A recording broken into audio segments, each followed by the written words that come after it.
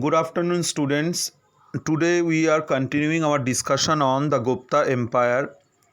In our last few classes, we have seen the growth and the development of the Gupta Empire and their administrative system and economy.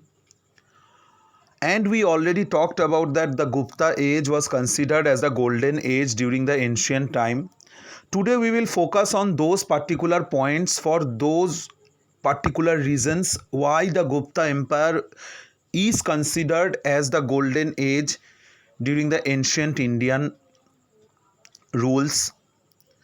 Today we are going to focus on art and architecture, literature which developed during the Gupta rule and which ultimately prove that the Gupta age was a golden age. First of all, we will start about the art and architecture which developed during the Gupta age. During the Gupta age in Sarnath and Mathura, beautiful pictures or scenario was created on the walls, carved out on the walls. The stories related to the life of Buddha, life of Mahavira, these separate kind of stories were carved out of the stone walls or stone pieces, especially in Sarnath.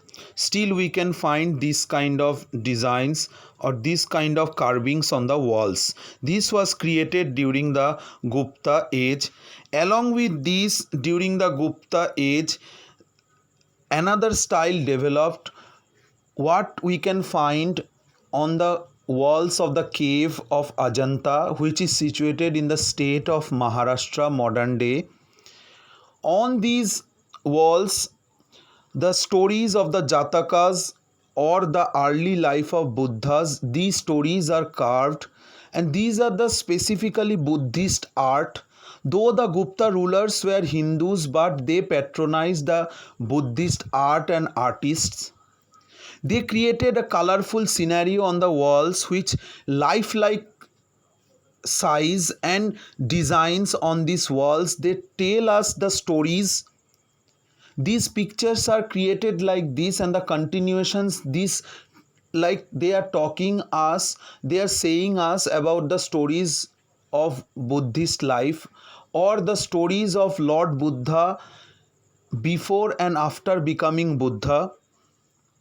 And these colorful story, these colorful paintings and these colorful masterpieces still are not faded away after 1500 years also.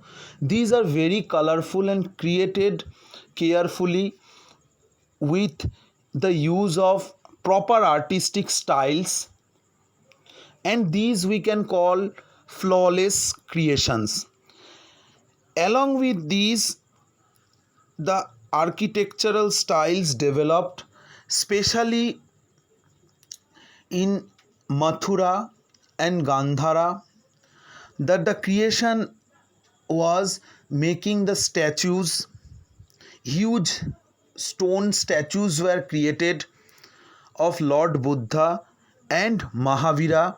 These two are the only examples I am showing. There are many different kind of statues were created in Mathura and Gandhara, and Mathura developed as art center during the Gupta age, and these styles were copied by different artists in the future generations, and these were the masterpieces and flawless. We can still find this kind of piece of statues in Mathura and Gandhara. Along with these, under the Gupta rule, a different temple making style started to develop. The temples were developed surrounding mainly the Garbhagriha. Garbhagriha is the main place of a Hindu temple where the image or the statue of the deity or the god or the goddesses are kept. These style of temple making developed under the Guptas. There was the Garbhagriha and the temples developed surrounding the Garbhagriha. Garbhagriha must be at the center, like this image. The different kind of temples were made during the Gupta rule. You can find these kind of temples in Deoghar, and in Bandargaon we can find these kind of temples. You can see these walls are carved with different images, and this style developed during the Gupta rule. Now, along with this art and architecture, the Sanskrit literature also developed during the Gupta rule. Among all the Sanskrit poets, the most famous one was Kalidasa, who was the court poet of Chandragupta II or Vikramaditya. You must have heard many stories about Kalidasa that once he was very dull, but when he got the ultimate knowledge and started writing in Sanskrit, he created masterpieces and his writings are world famous. He made this language, this literature, Sanskrit literature, very rich with his own creations. Among his creations, the most popular ones are Abhigyan Shakuntalam, Raghuvansha, Meghaduta, Vikramavarshiyam, Kumar Sambhavam. These are the most famous creations of Kalidasa, the most famous and popular Sanskrit poet among all, who was present at the court of Chandragupta II or Vikramaditya. Along with that, we can consider about another Sanskrit literature which was created by Sudraka. It was called Mritchakatikam. Mritchakatikam, it talks about the urban life or the life in the urban centers during the Gupta rule. How the urban people lived a life, it talked about this, and how the urban economy was, it also talked about this. During the Gupta rule, many Hindu religious literatures developed. Mainly, many Puranas were developed during this rule. Puranas are mainly the stories about the gods and goddesses, about like God Vishnu, Lord Shiva, and many other goddesses. These stories are called Puranas, like Vishnu Puran, Shiv Puran, like these stories are there. And there are many other Puranas which were composed during, or we can say compiled during the Gupta rule, and which were the masterpieces of Sanskrit language.